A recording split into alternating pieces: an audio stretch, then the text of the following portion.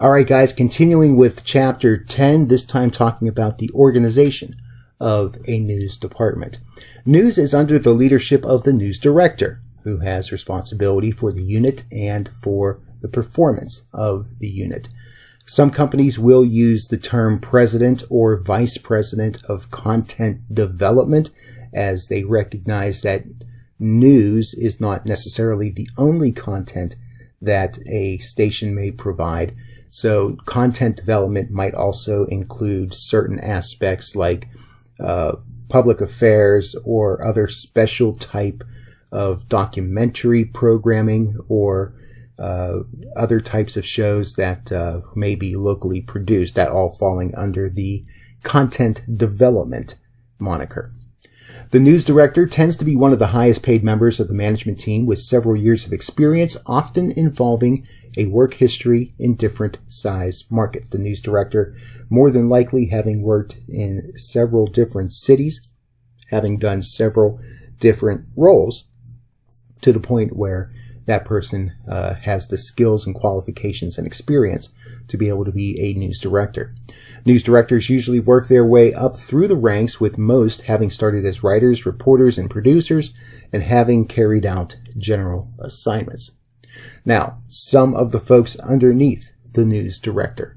Well, number 2 would be the assistant news director. This person serves in a variety of roles, usually helping producers and reporters as they progress on their individual stories, typically assisting in hiring as well as designing the newscast structure and format. So this would be the person that would very much be under the wing of the news director, but also helps to fulfill a lot of the functions of the news director role. The assignment editor is responsible for assigning stories to be covered by reporters. This person seeks out story ideas by monitoring police scanners, reading newspapers and magazines. They'll follow different websites, blogs, various social media accounts. They'll also be keeping in touch with reporters and producers as they find out different things that are happening out and about, because reporters and producers are also going to have their list of contacts that they maintain and follow to try to keep up with what's happening in the area. The operations manager coordinates the technical needs associated with covering stories and events. This is going to be things like using satellite time, the coordination of live trucks, the helicopter, any other logistics that need to happen in order for the delivery of the news to be able to occur. Executive producers supervise a team of producers, supervises writing, and works in tandem with the assignment desk to determine content.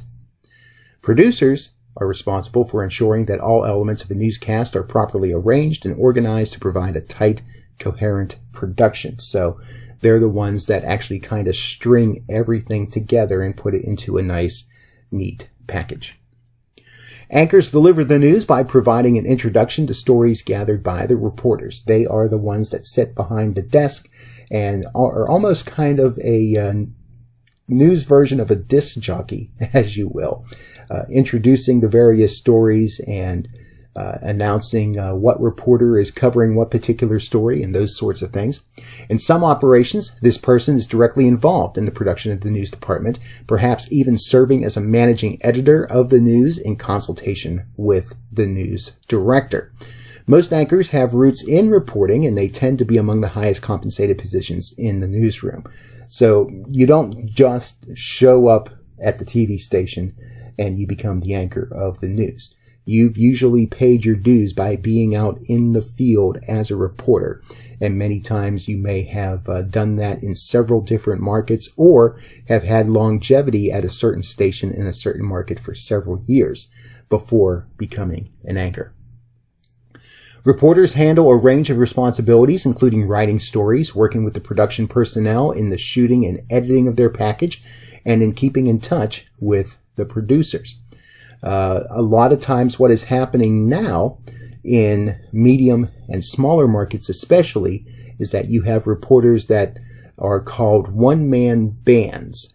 Basically, these are reporters that go out and cover the stories, but they also do all their own photo shooting and editing and producing of live spots. We do have those that are one-man bands that work in Raleigh. They usually call them breaking news reporters. So basically, he or she is out there by himself, herself. Whenever there's a story that needs to be captured right away, they rush to it. They set the camera up. They're on camera, and then for a while they step behind the camera and show you the shot of what is happening in that particular moment. Photojournalists bring life to a news story with pictures of news events. Photojournalists sometimes work on their own, and they're completely an off-camera reporter. Sometimes photojournalists work in tandem with an on-air reporter. Editors help in the process by editing together footage so packages fit within their allocated time. So the editor will take lengthy amounts of footage and try to fit it within a 1 or 2 minute package, whatever is called for in that particular newscast. In radio, reporters gather their own interviews and handle their own editing to produce what are called actualities. These actualities are what we call the sound bites that are used within radio news stories. It can be either the reporter himself, herself. It could be a sound bite from an interview that he or she did, captured audio from some sort of event or something like that. So in radio, they're called actualities. The importance of the sports segment depends on the market size, whether there's a big following of professional sports versus college sports, or if those things are not prominent in a certain television market, then perhaps even high school sports. And if a market is really small and the budget is really small, it's possible that television station might not have a sports department at all, that sports would just be covered as part of the normal flow of the newscast itself. Years of audience research data have identified the weather as the primary reason people say they watch local news. They want to know if they need a jacket or an umbrella or boots when they go out the door. In areas where weather can be volatile and subject to extremes, a strong weather team can mean a bonus to ratings. Weather does tend to capture a lot of attention, even with people that don't regularly watch news. That's why these days, in addition to providing a public service, whenever television stations break in with breaking news on a weather event, people generally tune in to watch it. So in addition to informing people that something imminent is coming into their area, it's also a benefit to the station to be able to say, look at how many people watched our coverage, and that's a draw to advertisers.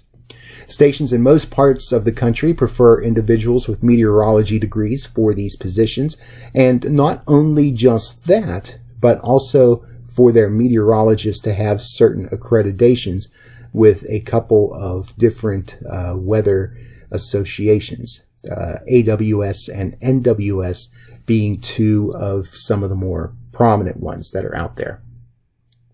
As far as budgeting is concerned, the news director is responsible for managing the budget of the news department. News directors normally manage two different budgets. One budget to handle regular news department expenses, so things that such as talent, other costs that cannot be amortized, and also they'll manage what's known as the capital budget. These are for the larger expenses, those expenditures that can be amortized over time, things like new equipment and vehicles and that sort of thing. News represents one of the more challenging areas of budgetary management, as the cost to cover live and unplanned news events can cause havoc on an existing budget. You never know what's going to happen in the world, and the need to be able to tell the listening or viewing audience what is going on. So you're really trying to make your best estimates as to what you think might happen and how much money you need to be able to cover those things. One way to mitigate costs by streamlining operations and cutting unnecessary costs. That is a way to try to keep those economic objectives in mind, but you're also trying to balance not spending a ton of money with also having a certain amount of journalistic integrity. Doing what is necessary to inform the public and to attract the public to your news coverage. The most expensive component in a news department is the personnel. Newsroom salaries typically account for about 60% of the budget in a network affiliate television station. So you're paying the salaries of your anchors and your reporters and your behind-the-scenes folks, and that's going to be a major portion of what you're spending money on. Then, after that, your next largest expense is going to be equipment, especially capital equipment. Also, upgrading of hardware and software. Those things need to be updated, or sometimes there's an annual license for the software that is being used. That's also a significant expense. News services in the form of wire services, syndicated news sources, and subscriptions represent another expense category. Many times, news stations are going to be affiliated not just with a particular national network, but they may also get news information from a source like the Associated Press or Reuters or something like that, and that costs money. Overtime tends to be a common expense in the news department when news events require keeping personnel beyond normal working hours as events evolve. Turn on the television next time a hurricane or a series of tornadoes come into the area and the station decides to go wall-to-wall coverage. That is a lot of extra hours for not just on-air talent, but for the camera people, the producers, and all the other behind-the-scenes folks. Finally, travel and satellite time represent other common expenses. Paying for the vehicles that are out there, paying for the fuel, paying for the ability to have connectivity, all those sorts of things going to be significant expenses. So that covers section 2. We'll finish up with section 3 over in the last video for chapter 10. I'll see you over there.